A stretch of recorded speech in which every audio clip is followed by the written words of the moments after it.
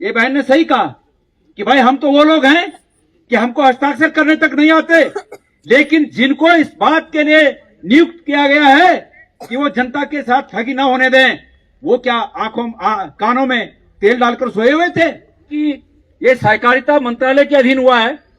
तो मैंने उनसे कहा कि भाई तुम श्रीनगर के रहने वाले हो बोलियो, और श्रीनगर का ही सहकारिता मंत्री है, तो क्या तुमने कभी उनके पास ये खबर नहीं पहुंचाई कि भाई ये हमको ठगा गया है, इस मंत्रालय के अधीन एक रजिस्ट्रेशन किसी समिति ने करके हमके ठग दिया। तो उन्होंने कहा कि हमने बात करने की कोशिश की, लेकिन हम सफल नहीं हो पाए बात करने में।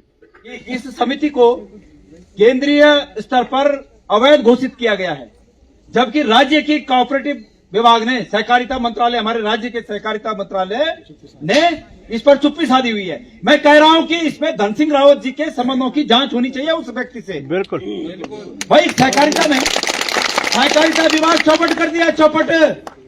तो धन सिंह रावत जी, मैं पूछना चाहता हूं आपसे कि इस सहकारिता के अंतर्गत ये उत्तराखंड में इतना बड़ा लोगों के साथ घोटाला कैसे हुआ?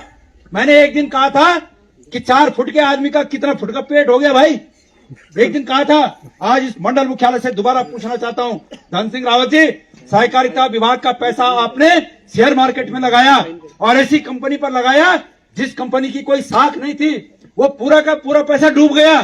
वो उस पैसे में निश्चित रूप में ये संदेह उत्पन्न होता है कि मंत्री का हाथ है, आपको उसमें कितना मिला, कितने फुट का पेट हो गया आपका। उसके बाद तमाम लोगों ने, आपके विधायकों ने आरोप लगाए कि आप जो है नौकरियों को बेचने का कारोबार कर रहे हो, उस पर भी आप जो है अपनी आदतों से बाज नहीं आए। मेरे बहनों और मेरे भाई और मेरे उत्तराखंड के साथियों, 2020 में जब उत्तराखंड में कोविड भयंकर रूप से चल रहा था और किसी व्यक्ति को घर से बाहर स्कूटर निकालने की परमिशन नहीं थी, उसी समय 1000 पदों पर, सहकारिता के 1000 पदों पर भर्ती हुई और उस भर्ती की परीक्षा नोएडा में हुई। वो नोएडा में परीक्षा देने के लिए कैसे जाता उत्तराखंड का लड़का, जबकि स्कूटर निकालने की भी परमिशन नहीं थी? बताओ आप कौन थे वो लोग जो उस परीक्षा में भर्ती हुए? ये इस तरह के मामले हैं जिनका निस्तारण सीबीआई के आधार पर, सीबीआई के स्तर से हो सकता है, हमारे तुम्हारे बस की बात नहीं है।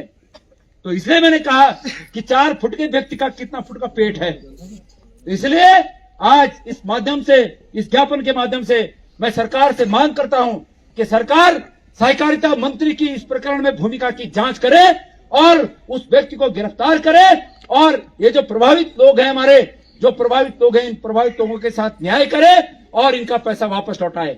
अगर सरकार ने समयबद्ध तरीके से इन लोगों को कोई सांत्वना नहीं दी, ये नहीं कहा कि भाई हम तुम्हारे प्रकरण में कुछ नहीं कर सकते, नमस्कार 2 मिनट देना, अगर सरकार ये नहीं कह सकती तो अभी ये हमारा आंदोलन शांतिपूर्ण आंदोलन है, आगे का आंदोलन हमारा उग्र आंदोलन होगा।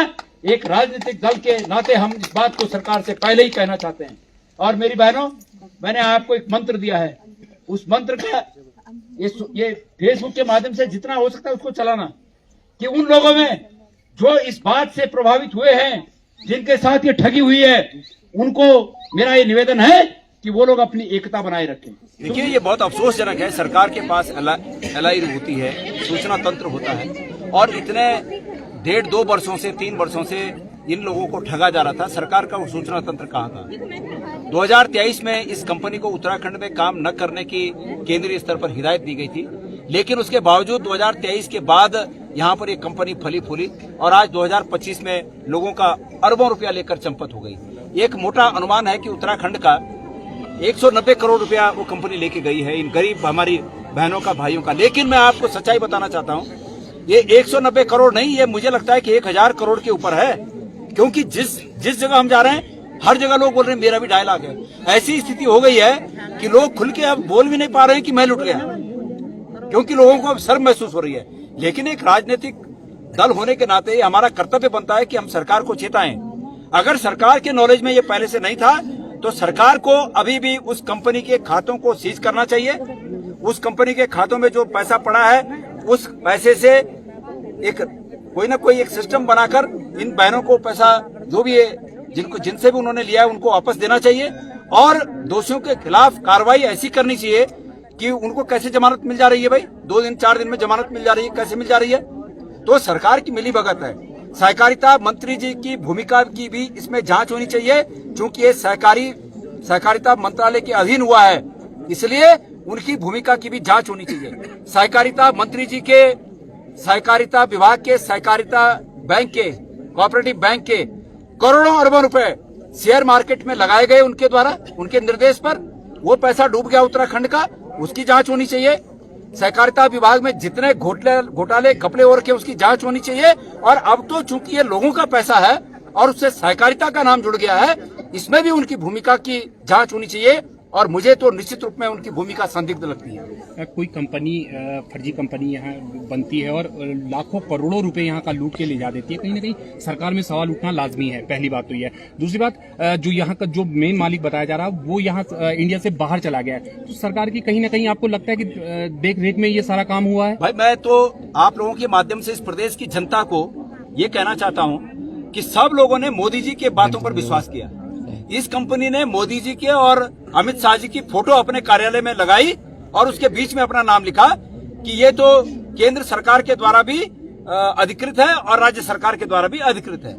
लोगों ने मोदी जी के चित्र पर विश्वास करके पैसा जमा किया और आज लोग अपने को ठगा हुआ महसूस कर रहे हैं। अब जबकि लोग मोदी जी के नाम से ये पैसा जमा किए हैं, तो मोदी जी का एक परम कर्तव्य बन जाता है कि वो चाहे दुबई में है और चाहे वो जमीन के नीचे है, वहां से उसको लाएं और इन लोगों का पैसा वो दिलाएं।